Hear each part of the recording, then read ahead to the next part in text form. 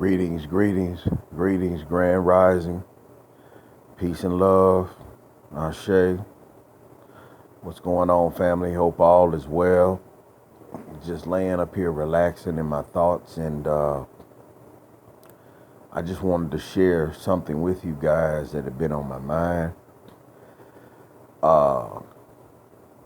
If you haven't, go to my OneDrive in the Law and Related Matters folder, and you can go and read the executive order that Donald Trump put out about holding these agencies accountable.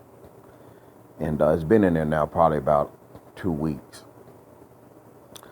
The peculiar thing about this executive order that I wanted to point out is that Donald Trump held these agencies accountable underneath the Fifth Amendment. He didn't use the 14th Amendment.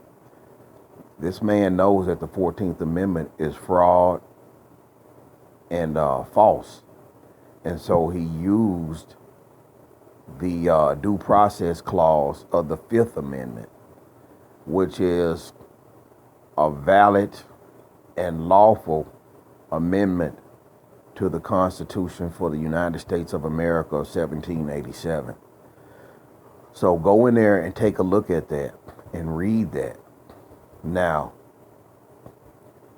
if you're not aware of why he would do such a thing, you have to understand that if he were to use the false and fraudulent 14th Amendment, that means that it would give credence to it.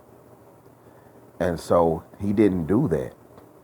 So the beautiful part about it is a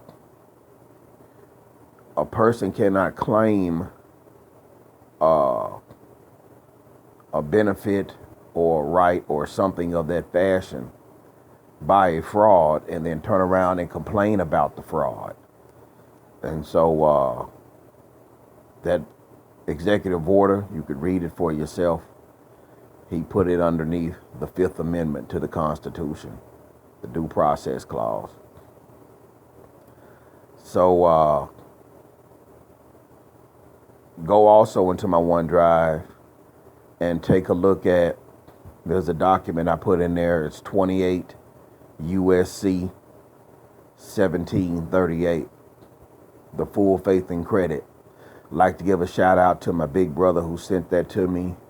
We had talked about it months ago and he ordered it. I haven't got a chance to order it yet, but he gave me a scanned copy that he sent in from the Library of Congress, where he ordered 28 USC 1738 full faith and credit, and it's in the OneDrive. I uploaded it, I want to say yesterday. So thank you, big brother said G Ultramagnetic MCs, for sending that to me. I really appreciate it. What that does is the full faith and credit of acts, records, and judicial proceedings of each state, once properly authenticated, and you can read how that is accomplished in that document. They carry the same merit and credit in every other state.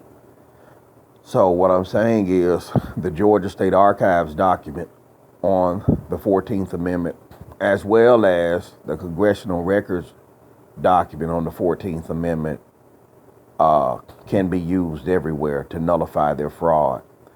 Driver's licenses, state IDs, birth certificates, social security cards, all of those things are predicated off of the 14th Amendment.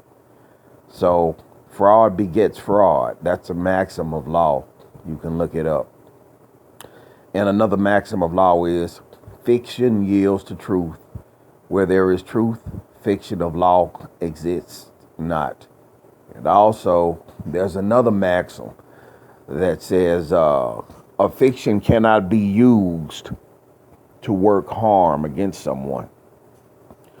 So you guys go and investigate these things that I'm saying. They're already in their proper place in the OneDrive, Law and Related Matters. I came across the Georgia State Archives document back in 2011 doing my research, and I had no idea how to get the actual certification of it, but I got it from their website, and their website is in my OneDrive as well. It's been there since 2014, and I use that also in the bank documents dealing with the Georgia State Archives. So get that document. It is crucial. It's very crucial. It's so crucial. As a matter of fact, let me tell you a story. There's some Muurs here in Arkansas, Brother Maurice and Queen Chandra Bay. I'm sure you've seen their documentation and miscellaneous works and other documents where I assisted them. They wrote the Attorney General, Leslie Rutledge, back in, I want to say, 2016. And they asked her, they did a constitutional challenge on a statute here, which was the long arm statute,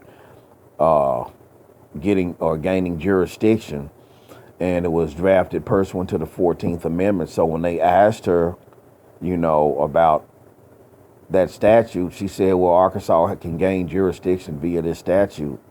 So when they sent her the documents that I had given them, which was the 14th Amendment from Georgia State Archives, as well as the Congressional Records version, she said she returned back with a reply saying, I do not wish to litigate, so she knows it's false. Now, you have to understand, under this 14th Amendment, don't get me wrong, it did, if you want to look at it, give some advances to certain groups of people. For example, women holding public office, so-called black people holding public office, and things of that nature, incorporating people as quote-unquote citizens, but it's still a fraud. So, when you take a look at these courts, like the Supreme Court, and you see Clarence Thomas, Sonia Sotomayor, Ruth Bader Ginsburg, it lets you know what you're dealing with. That's not the Supreme Court of the United States. That is a fiction. Not only that, these various attorney generals and governors, like Sarah Palin, Leslie Rutledge, various other women in public offices, whether they're so-called black or so-called white or so-called Latino, all of that was created through fiction. It was created through fiction. And, this is not, being misogynist or anything like that, or, as they call it, coon, because you're talking about, so-called black people being in office. No, this is just the facts, man. They speak for themselves, man. The truth will outpace a lie any day of the week. The lie may get off to a fast start, but it'll never outpace the truth. So you guys go and look at that Donald Trump executive order. Notice how he put it under the Fifth Amendment. Look at 28 USC 1738 under seal. All of that's in the OneDrive, both of those documents. And study the 25-page PDF that I put together for you dealing with the pure 14th Amendment study, proof of unconstitutionality. And that's all I have to say this morning. Hope y'all doing well. And peace and love. Ashe.